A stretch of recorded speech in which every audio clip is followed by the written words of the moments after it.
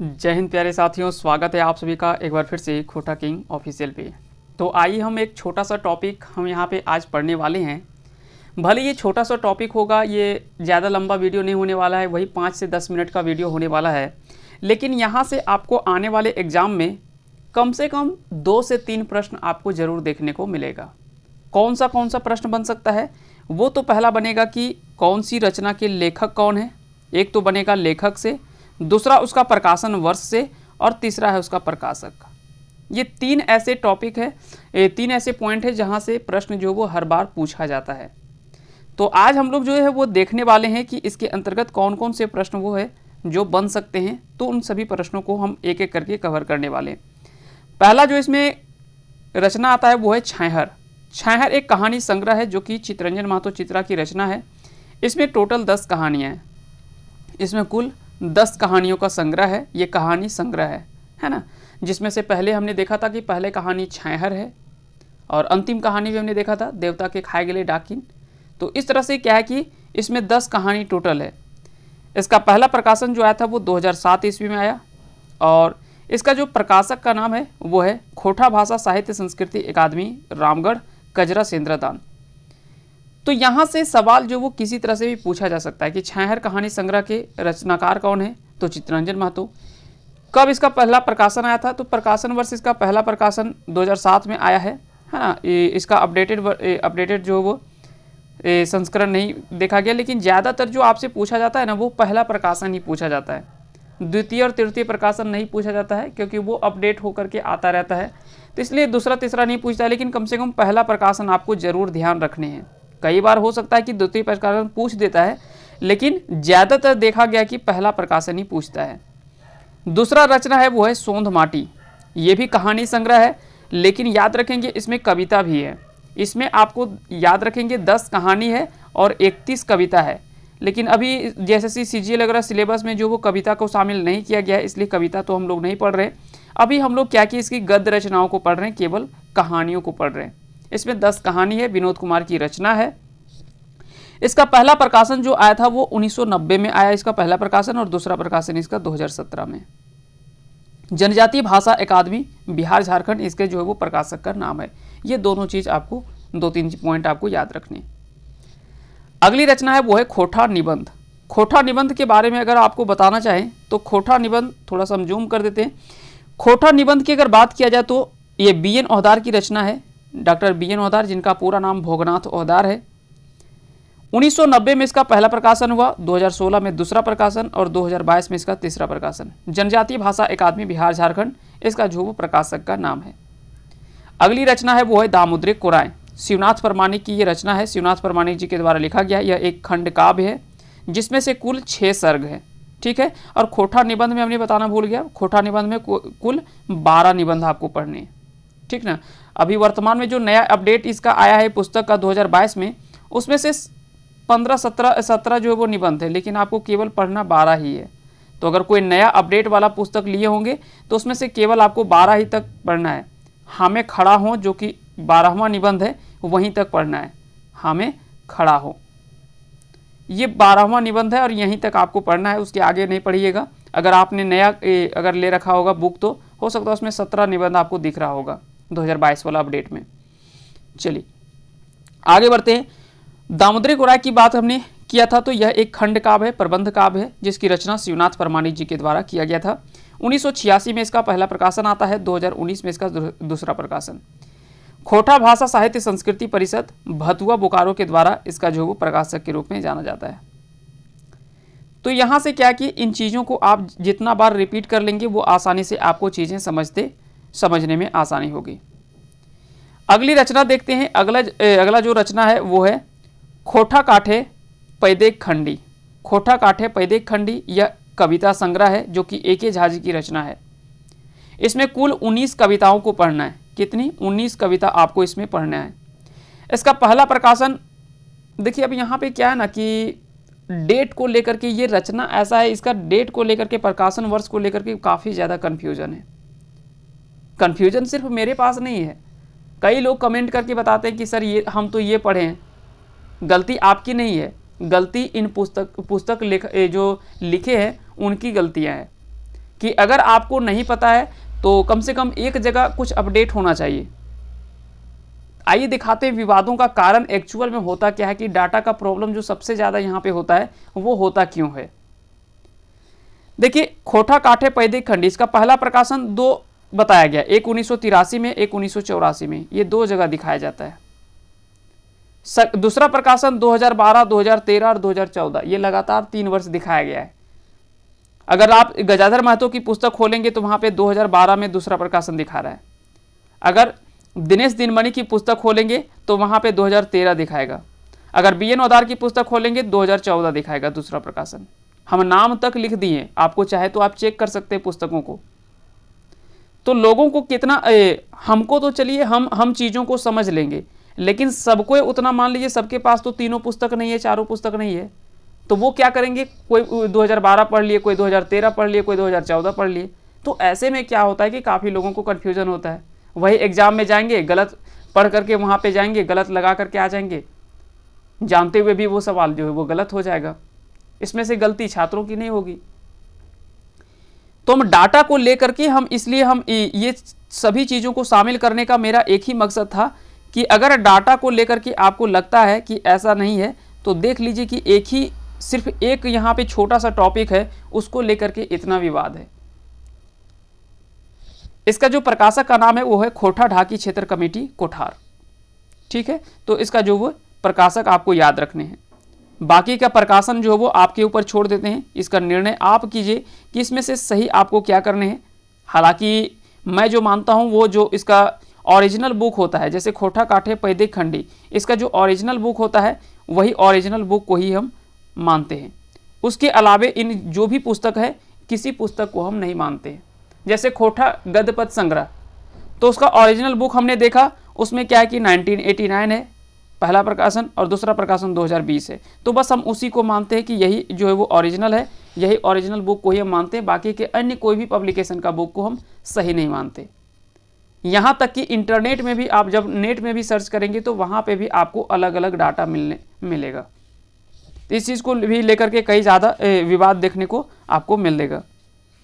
अगली रचना हम देखते हैं। अगली रचना है वो है एक मौनी फूल। एक मौनी फूल संतोष कुमार महतो की रचना है। इसका पहला प्रकाशन 1986 में, दूसरा प्रकाशन 1988 में और तीसरा 2003 में। इसका प्रकाशक रामधन प्रकाशन है। रामधन प्रकाशन के द्वारा इस पुस्तक को लिखा गया। यह भी एक कविता संग्रह है जिसमें से कुल 31 कविताओं को इसमें शामिल किया गया है। यह संतोष कुमार महतो की रचना है। अगली रचना आता है वो है आँखी गीत, जो कि श्रीनिवास पांडे जी की रचना है। इसका पहला प्रकाशन 2011 में आया। पहला प्रकाशन 2011 में। अपडेटेड इसका प्रकाशन जो वो हमने नहीं देखा है। अगर आपको पता होगा तो आप कमेंट करके हमें बताएंगे कि आँखी गीत का जो है दूसरा प्रकाशन कब हुआ है, तो उसका डेट आपको बताना है कमेंट करके। इसके जो प्रकाशक है वो है श्री नारायण महतो। तो ये नारायण महतो जी इसके प्रकाशक हैं। चलिए अब हम बात करते हैं कुछ नाटकों की। 4 नाटक आपको यहाँ पे पढ़ना है। कौन कौन से नाटक, तो डाह, अजगर, चाबी काठी और उद्वासल कर्ण। डाह नाटक के लेखक कौन है, तो सुकुमार के द्वारा लिखा गया इस नाटक को। इसका पहला प्रकाशन जो हुआ था वो 1992 में, दूसरा 2010 में और तीसरा 2019 में। तो पहला प्रकाशन इसमें पूछा जाता है, लेकिन कई बार इसमें दोनों तीनों प्रकाशन पूछ दिया जाता है। नाटक के आप सभी प्रकाशन को याद रखेंगे, है ना, यहाँ से प्रश्न जो वो पूछे जाते हैं। इसके जो प्रकाशक है वो कुंती देवी भेंड्रा, नावाडी, बोकारो इसका प्रकाशक का नाम है। अंक की बात करें तो इसमें कुल 3 अंक हैं और दृश्य इसमें केवल कुल 12 दृश्य है। कई पुस्तक में आपको 11 दृश्य मिलेंगे। ऐसा क्यों? क्योंकि इसका जो एक दृश्य दिखाया गया ना वो घर मड़ौनी के नाम से दिखाया गया है। जो पहला दृश्य इसमें बताया गया है वो घर मड़ौनी के नाम से दिखाया गया है और 11 दृश्य है आगे। तो ये चीज़ें आपको ध्यान रखनी है। तो कई बार आपको कई पुस्तकों में 11 दृश्य दिखाएंगे डाह नाटक में, तो देख लेंगे ऑप्शन। अगर एग्जाम में भी जब आप बैठें तो वहाँ पे 11 और 12 देख लेंगे। अगर आपको 11-12 में 2 ऑप्शन में कोई भी मिले तो आप उसे टिक कर सकते हैं। लेकिन जो भी मिलेगा 2 में से कोई एक ही रहेगा। ऐसा नहीं कि 11 भी रहेगा और 12 रहेगा, ऐसा नहीं होगा। जो भी रहेगा 11 या 12 कोई एक ही ऑप्शन मिलेगा आपको। तो अगर 12 नहीं ऑप्शन हो तो 11 आप कर सकते हैं, लगा सकते हैं आंसर। अजगर नाटक की बात करें तो विश्वनाथ दसुंधीराज जी की रचना है ये अजगर नाटक। 2004 में इसका पहला प्रकाशन आया, 2020 में इसका दूसरा प्रकाशन। बाली डी खोटा कमेटी बोकारो इसका जो प्रकाशक है। और इसमें कुल अंकों की संख्या 3 है, दृश्य की संख्या इसमें 16 है। इसमें इस नाटक में जो वो केवल कुल 16 दृश्य दिखाए गए हैं, जिसमें से 6 4 6 यानी पहले अंक में 6 दृश्य, दूसरे अंक में 4 दृश्य और तीसरे अंक में फिर 6 दृश्य।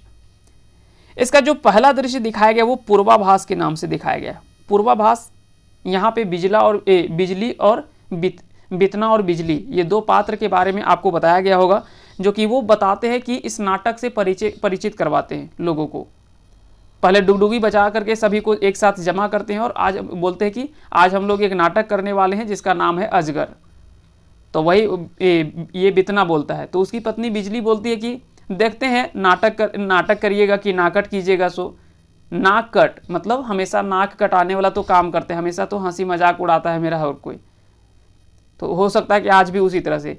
तो फिर बिजली बोलती है कि चलो ठीक है, लेकिन कम से कम ये बता दीजिए कि कौन सा नाटक का नाम तो कुछ होगा ना। तो वो बताता है कि हाँ, आज जो हम लोग नाटक खेलने वाले वो नाटक का नाम अजगर है। फिर पूछती है कि नाटक के लेखक कौन है। तो वहाँ पे बितना जो बताता है कि इस नाटक के लेखक जो है वो विश्वनाथ दशौंधी राज है। तो ये कुछ नाटक, जो अजगर नाटक है, इसके बारे में परिचय करवाने का जो पहला दृश्य इसमें बताया गया है, पहला जो दिखाया गया है वो पूर्वाभास के नाम से यहाँ पे बताया गया है। ठीक है, तो कई बार यहाँ पे सवाल भी पूछा जाता है कि अजगर नाटक में आयल विदूषक के नाम की है। तो विदूषक का अर्थ क्या होता है? लबार, है ना, लबार जिसको बोलते हैं। तो यहाँ पे दो लबार, थोड़ा सा यहाँ पे कॉमेडियन टाइप का यहाँ पे दिखाया गया इसमें। तो ये दोनों नाम आपको याद रखना है, बितना और बिजली। अगला नाटक है चाबी काठी, श्रीनिवास पांडे की रचना है। पहला प्रकाशन इसमें 2000 में, इसमें जो ओरिजिनल बुक है उसमें 2000 दिखाया गया है, जबकि अन्य सभी पुस्तकों में 2006 दिखाता है। अब आप ही बताइए कि इसके प्रकाशन को आप क्या मानेंगे? ओरिजिनल बुक को आप मानेंगे जो कि श्रीनिवास पांडे का जो ऑफिशियल बुक है, जो आपका टेक्स्ट बुक होता है, उसमें 2000 ईस्वी दे रखा है पहला प्रकाशन, जबकि अन्य सभी किताबों में जो वो 2006 दे रखा है। दूसरा प्रकाशन 2009 में है। बता दें कि चाबी काठी नाटक जो है ना, उसको श्रीनिवास पांडे ने क्या है कि 1960 ईस्वी के लगभग में जो उन्होंने लिख दिया था। लेकिन वही होता है कि जब तक किसी, चाहे वो कोई भी साहित्यिक रचना हो, अपने घर में आपने कॉपी में या डायरी में लिख दिया, लेकिन जब तक उसका प्रकाशन पब्लिक के सामने या मार्केट में नहीं अवेलेबल होगा, तब तक लोगों को कैसे पता चलेगा उसके बारे में। तो वो इसका लेखन तो हो गया था बहुत पहले 1960 ईस्वी के लगभग में, लेकिन उसका जो प्रकाशन आता है वो 2000 ईस्वी में आता है, जो कि श्रीनिवास पांडे के पुत्र जो होते हैं अर्जुन पानुरी, और उसके अलावे और भी कई लोग इसमें सहयोग करते हैं, जिसके सहयोग से यह नाटक जो वो प्रकाशित हो पाता है। इसका प्रकाशक का नाम भी आपको याद रखना है, बाली डी खोटा कमेटी, बोकारो। यह एकांकी नाटक है जिसमें केवल एक अंक है और दृश्यों की संख्या इसमें 20 है। उसके बाद आता है आपका अगला नाटक, वो है उद्वासल कर्ण। तो चाबी काठी और उद्वासल कर्ण, ये दोनों नाटक जो वो श्रीनिवास पांडे की ही नाटक है। उद्वासल कर्ण ये भी इस नाटक को भी जो वो 1963 ईस्वी में लिखा गया था, यानी 1963 ईस्वी में उद्वासल कर्ण नाटक को भी लिख लिया गया, लेकिन उसका भी जो प्रकाशन होता है मार्केट में, जो नाटक के रूप में जो आता है, वो 2012 ईस्वी में आता है। इसमें से भी अन्य कई साहित्यकारों का योगदान रहता है, साथ ही साथ श्रीनिवास पांडे के पुत्र जो है उनका भी काफ़ी ज़्यादा इसमें योगदान रहता है, जिसके इन सभी के सहयोग से जो वो यह नाटक जो वो बाजार में उपलब्ध हो पाता है, प्रकाशित हो पाता है। इसका पहला प्रकाशन 2012 में हुआ और दूसरा प्रकाशन 2019 में, जबकि लेखन वर्ष अगर आपसे पूछ लिया जाए तो 1963 आपको आंसर करना है।